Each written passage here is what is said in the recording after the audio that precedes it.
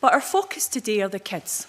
Today's the day for a primary school class to be visiting the Scottish Parliament. That's a great idea, isn't it? They could have a look around the Parliament, have a chat to an MSP, sit down and hear about how the Parliament works. They could share their thoughts about some political issues and have a little chat.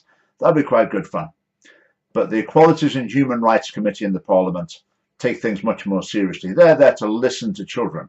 So they've got these primary school kids taking part in their committee meeting. They're pretending that these kids are thereby participating in the democratic process, whereas what they're really doing is acting as raw material for the virtue signalling of the MSPs.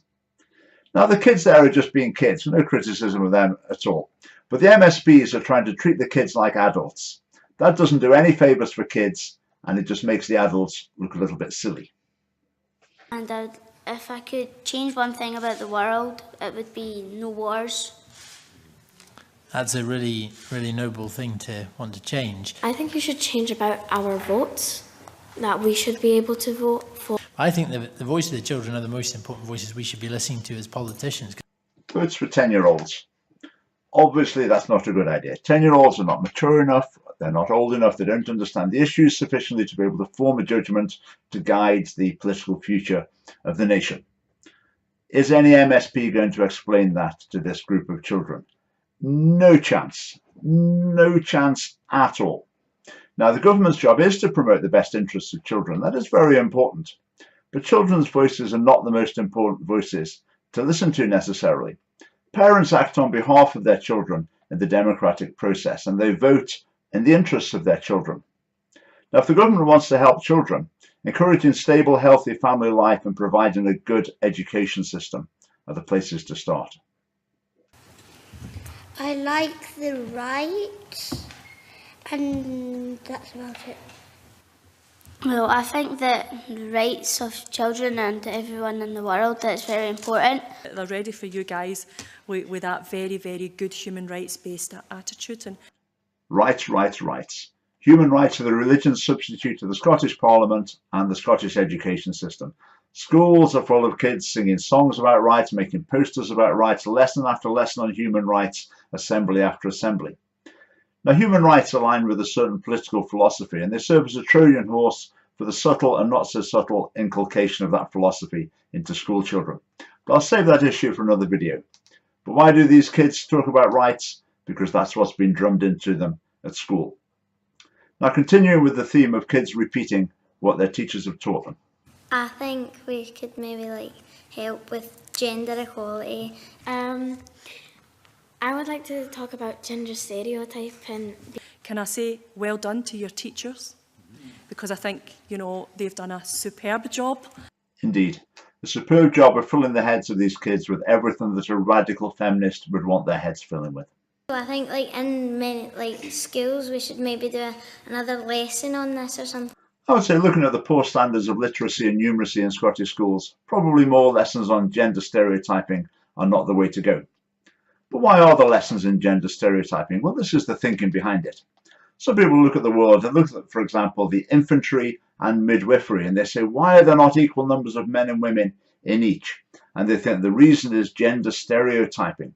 So we need to tackle that. We need to have more and more lessons in gender stereotyping until we eliminate it. And then we'll have the utopian perfection of a society where there's 50% male and female in the infantry, 50% male and female in midwifery. And until we get there, we need more and more lessons tackling gender stereotyping. But it's time for some input from the Conservatives now. Do you think it's easy to explain that to your mum or your dad? Or sometimes older people take longer to understand these things because we're a bit slow. So kids, the schools teach you what we politicians believe.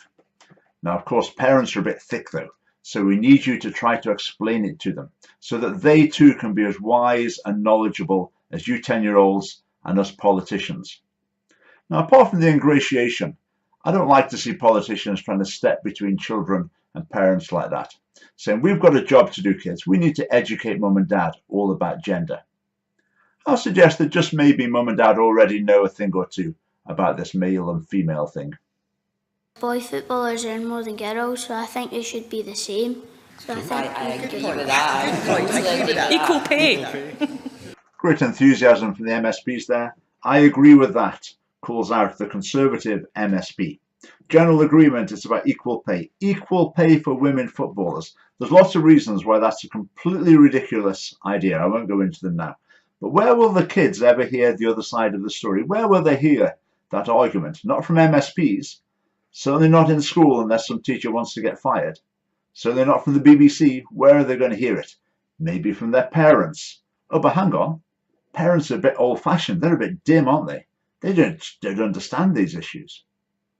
Just a curious aside now. I happened to notice that the convener of this committee addressed the boys and girls in very, very different ways.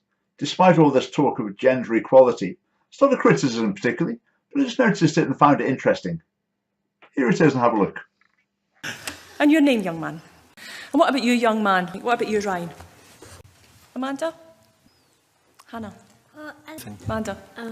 That's been another glimpse behind the scenes at the Scottish Parliament into the cosy bubble of shared values and shared ethos. Nothing remotely like debate, no one even tentatively beginning to offer an alternative perspective. But I'd like to give the last word to one of the kids. And I'll just say this boy is fully entitled to his opinion. Because I think the Parliament's just really good how it is.